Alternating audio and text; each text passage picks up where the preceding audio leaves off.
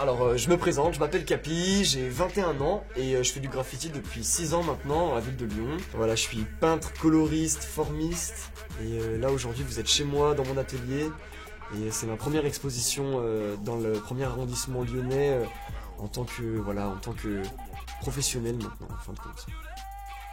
Bah, 31 c'est moi, là on est 31 Store, rue des Capucins, Lyon 1er.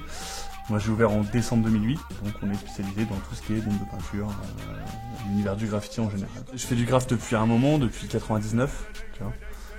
Donc voilà, je suis embelli dans le graffiti, et je suis embelli paradoxalement dans le commerce, tu vois. J'ai bossé dans pas mal de magasins de fringues, et en fait j'ai toujours eu l'idée de travailler pour moi, donc voilà, après j'ai attendu le bon moment dans ma vie professionnelle et la bonne opportunité pour ouvrir ce magasin.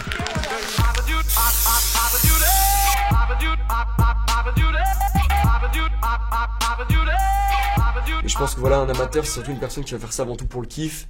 Elle va faire ça pour le faire, alors qu'un professionnel il va faire ça pour que ça marque des personnes et que ça reste voilà, il va avoir une chose précise à faire passer et il va pas s'arrêter tant que cette chose elle sera pas passée en fait. Ce qui est drôle c'est que justement le vandal peut devenir légal entre guillemets. Moi c'est ce que j'essaie d'apporter dans le graffiti, c'est-à-dire que je vais réfléchir au contexte dans lequel sont faits mes graphes, je vais essayer de trouver un mur qui va être réhabilitable entre guillemets, qui est pas déjà tout propre, un mur qui va être un petit peu abîmé, je vais essayer de lui donner de la valeur pour que les gens justement vont se remettre en question et se disent en fin de compte c'est illégal mais ça c'est plus de l'amélioration que de la dégradation, donc est-ce que en fin de compte c'est encore du vandalisme quoi. Ça nos vies.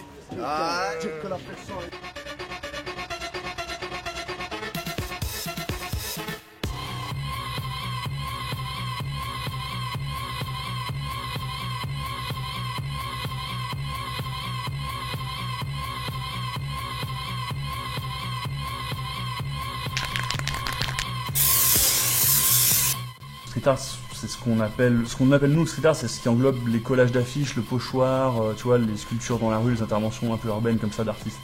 Mais ça n'a rien à voir avec le graffiti, parce que le graffiti c'est de faire des lettres, avec une bombe de peinture ou pas, mais tu vois, à la base c'est quand même de faire des lettres.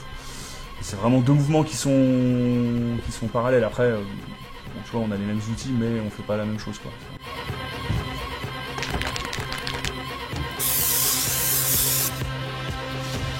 Le graffiti, il y a pas beaucoup d'offres. Ben, il y a peu d'offres, mais il y a assez beaucoup de demandes en fait. C'est un domaine qui paye de moins en moins, donc ou du moins qui reconnaît pas le taf, moi je trouve à sa juste valeur, d'où l'intérêt d'être indépendant. Mais les gens il faut les chercher, ils ont pas de contact avec les graffeurs. Les graffeurs on les connaît pas au final, on sait pas qui est qui, on sait pas qui fait quoi. Et moi en fin de compte c'est peut-être pour ça d'ailleurs que ça doit peut-être un petit peu embêter les anciennes générations parfois. Après j'ai pas de mal à m'entendre avec les autres graffeurs, mais voilà, tu vois, quand on se connaît pas, ils se disent ouais qui c'est lui, c'est un jeune, tout le monde sait qui c'est, alors que normalement quand t'es graffeur, t'es censé être un peu incognito, tu vois.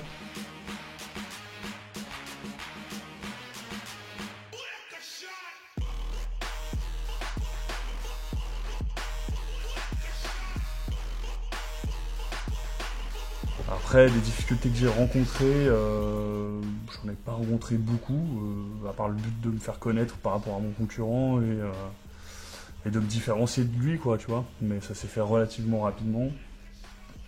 Et on peut dire qu'au bout de 2-3 ans, le magasin il tournait relativement correctement, donc voilà, quoi. C'est pas... Après, c'est pas, attention, je suis pas milliardaire avec ça, hein. C'était pas le but du jeu, de toute façon, de monter un magasin comme ça. Le but, c'était de travailler dans ma passion et de faire ce que j'aime. Et voilà, donc pour l'instant c'est réussi et du coup c'est plutôt cool de faire ce qu'on veut. C'est bandant d'être indépendant, comme dirait Booba.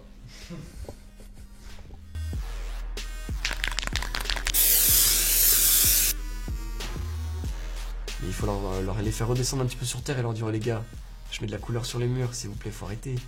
Il faut arrêter de nous prendre pour les plus gros délinquants du monde. Ok, certes, on représente un mouvement qui est un petit peu... c'est un peu de la rébellion. Le mouvement, il a quand même une certaine notoriété. On a un pouvoir qui commence à devenir assez flagrant, mais on n'est pas non plus on n'est pas là pour apporter le malheur sur le monde. On est là uniquement pour faire de la couleur, de la décoration. On est là pour la liberté d'expression.